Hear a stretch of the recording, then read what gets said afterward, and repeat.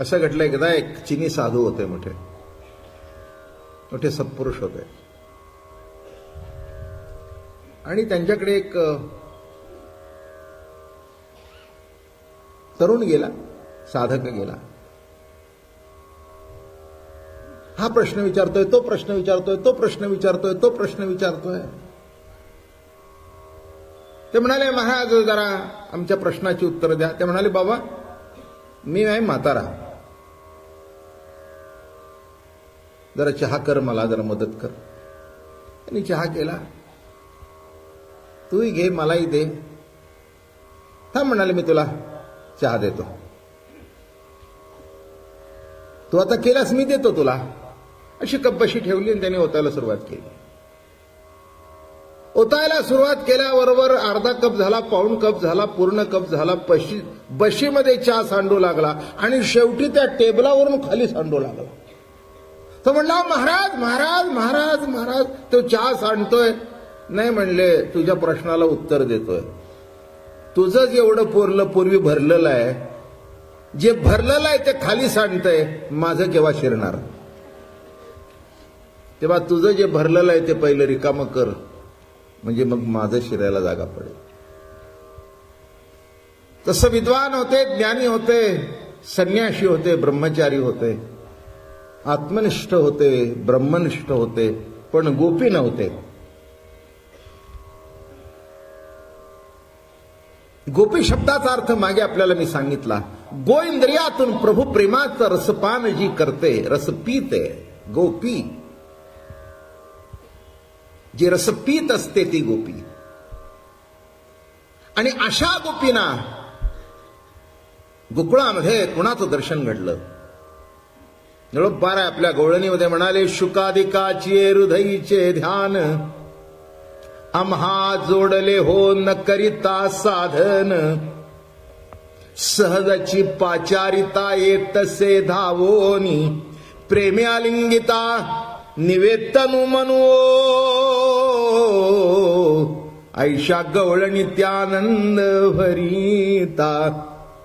शुकादिकाचे हृदयीचे ध्यान, आम्हा जोडले हो न करिता साधन. खरंच आहे, शुकादिकांच्या हृदयीचं ध्यान गोकुळच्या गवळणींना सहज भक्तिभावामध्ये आणि त्या कारणामुळे ते उपलब्ध झालं. ज्ञानेश्वरीमध्ये सांगताना अक्षर अक्षर आणि शेवटी पुरुषोत्तम सांगितला. तसा कृष्ण हा पुरुषोत्तम आहे,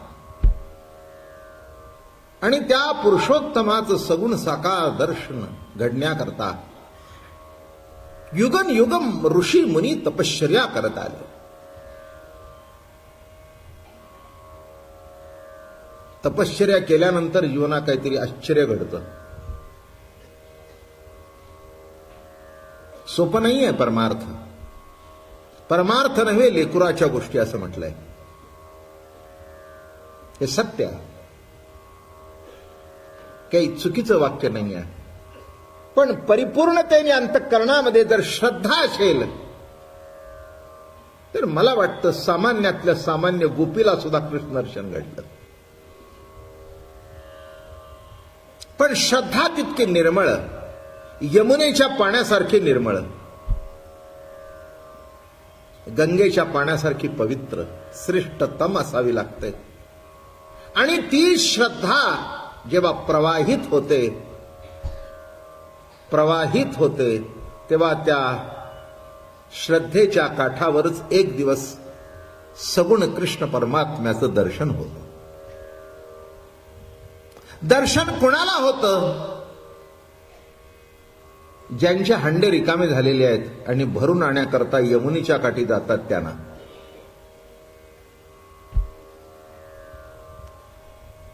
तुमचे जे हांडे तुमच्या विचारानेच पूर्वीपासून भरलेले असतील तर आमचे शब्द तरी काय राहणार आहेत, नाही का? म्हणून श्रवणाला येणाऱ्या माणसांनी आपली जरा भांडी रिकामी करून यावीत.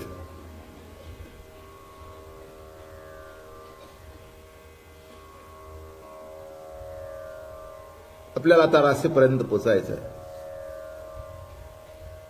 रासलीला ही गोकुळातली शेवटची लीला आहे. त्याच्यानंतर भगवान आणि मथुरेला गेले.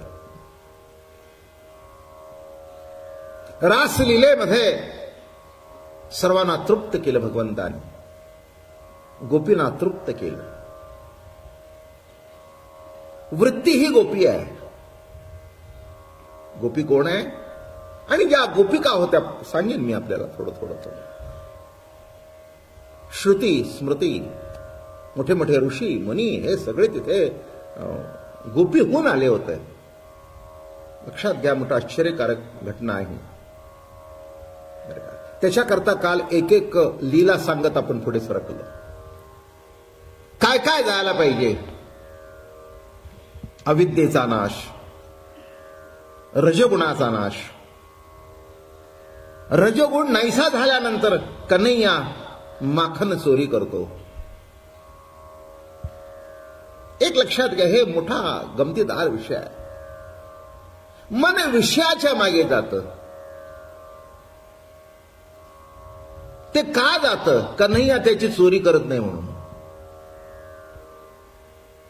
कन्हैयाने चोरी करण्याकरता ते मन तितकं त्याच्याशी एकरूप व्हावं लागतं. तेव्हा तो मन म्हणजे लोणी चोरतो तुमच्या, मन माखन. ते मन सुद्धा असं मृदू व्हावं लागतं लोण्यासारखं. मन कसं व्हावं लागतं? भगवंताचं प्रेम अंतःकरणामध्ये प्रकट होण्याकरता, त्याच्याशी एकरूप होण्याकरता लोण्यासारखं नरम व्हावं लागतं. माखन चोरी केली. चित्त चोर म्हटलं त्याला, बरं का. तू आमचं मन चोरलंस म्हणजेच माखन चोरलं. म्हणून लक्षात घ्या, काही काही माणसं म्हणतात कृष्णाने लोणी चोरलं. अरे त्याच्या घरामध्ये काही खायला मिळत नव्हतं का तो चोरत होता? तो लीला परमात्मा आहे, लीला भगवान आहे, लीला अवतार आहे.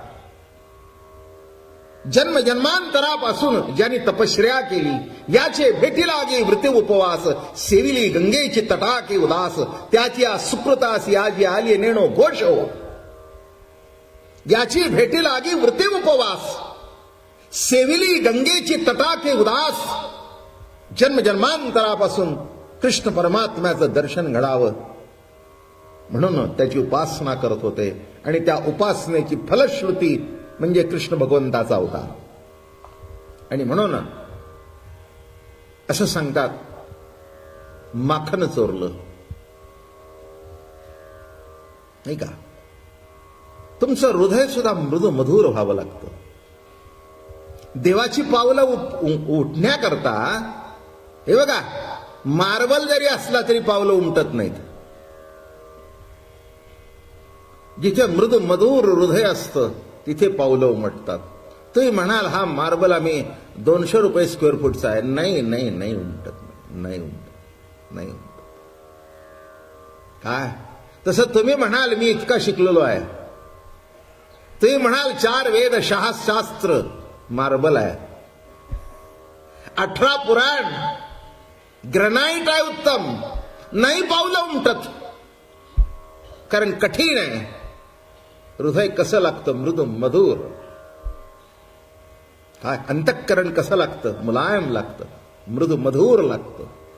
तसं कृष्ण भक्ती करून, उपासना करून गोपिकांचं अंतःकरण असं मृदू मधुर झालं होतं. आणि म्हणून त्याची चोरी केली.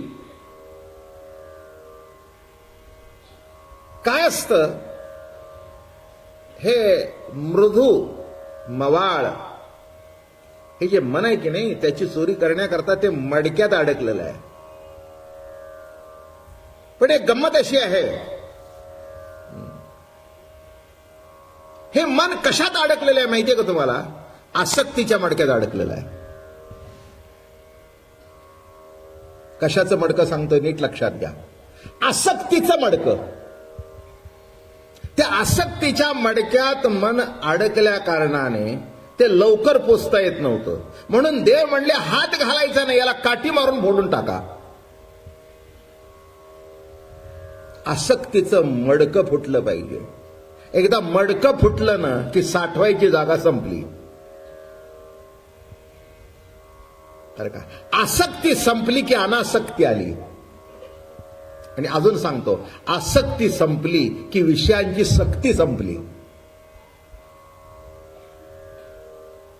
गोड शब्द प्रयोग आहे.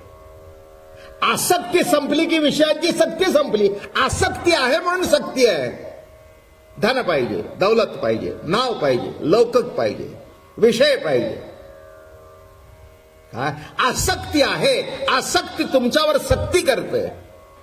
आणि सक्ती केल्यानंतर मग एकदा धनाची सक्ती करू लागलं मन, आसक्ती करू लागली म्हणजे ते वाटेल त्या पद्धतीने कमवतं, संपतं एक दिवस. चोऱ्या सुद्धा करतो. आपण काही वेळेला असं पेपरमध्ये वाचतो की लक्षाधीशाची मुलं चोरी करतात. म्हणजे हेही असं आश्चर्यच आहे की लक्षाधीशाचा मुलं चोरी का करतात? नाही, आसक्ती. आणि ती आसक्ती त्यांना सक्ती करते. मग त्यांचं मन त्यांच्या ताब्यात राहत नाही आणि मग वाटेल ते करतात आणि एक दिवस नको ते घडून जातं. तसं इथे काय केलं भगवंतानी? आसक्तीचं मडकं फोडून टाकलं. संसाराची आसक्ती असू नये असं मी म्हणत नाही, पण जेवढी असायला पाहिजे तेवढी असली तर बरी. वाजवीपेक्षा जास्ती त्रास होतो. जेवणामध्ये शेवटी आपल्याला तूप वाढतात. अत्यंत उत्कृष्ट म्हणजे तूप, म्हणून शेवटी वाढायचं. मराठीमध्ये एक शब्द वापरला जातो, अन्नशुद्धी. तूप म्हणजे काय आहे? खेड्यामध्ये अपभ्रंश झालेला शब्द आहे अनसूट. अपभ्रंश काय झाला? अनसूट. म्हणजे अनसूट वाढलं का? म्हणजे एकदा अनसूट वाढलं की आता सूट, म्हणजे जेवायला आता मोकळा सुटला. हा ना काय? पण खरा शब्द त्याचा असा आहे अन्न शुद्धी. अहो सुरुवात करा ना. आमच्या गुरुजींना विचार, ते म्हणतील अहो तूप वाढा ना. तूप वाढा. तूप वाढलं की पार्वती मध्ये हर हर. पण तूप पाहिजे. अन्न शुद्धी आहे, पवित्र आहे. ते घातल्याशिवाय जमत. तसं काही काही गोष्टीमध्ये नीट लक्षात ठेवा. आता जेवण एवढं पण तूप एवढं, एवढंच. जास्ती काही घालायचं नसतं, काही पेलाभर ओतायचं नाही.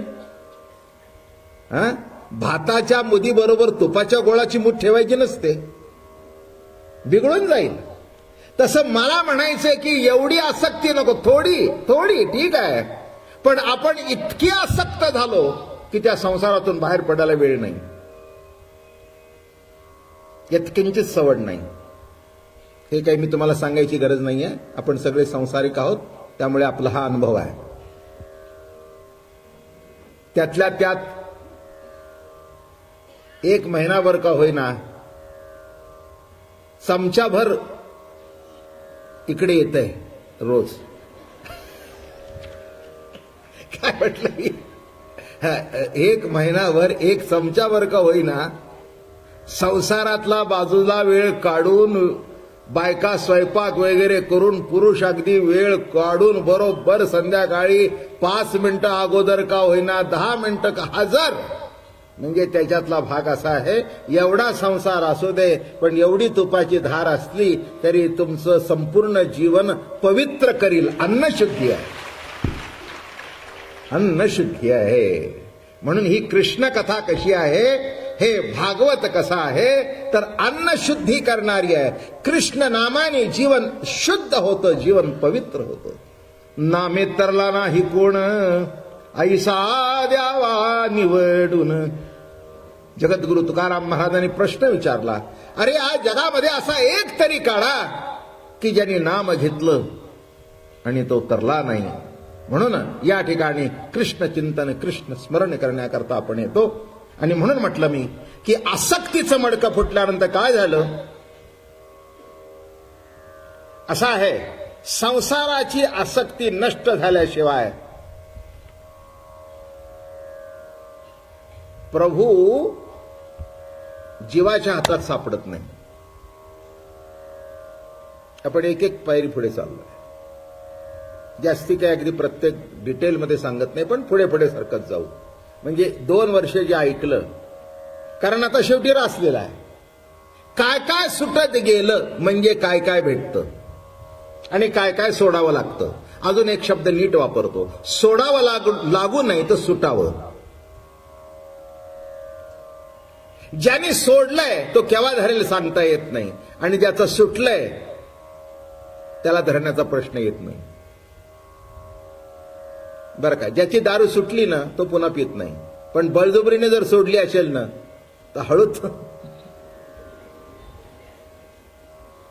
माझं बोलणं कळलं का?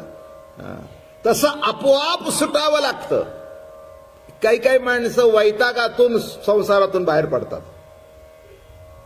एक सांगू का, बळजबरीने घडतो तो वैताग. नमो मा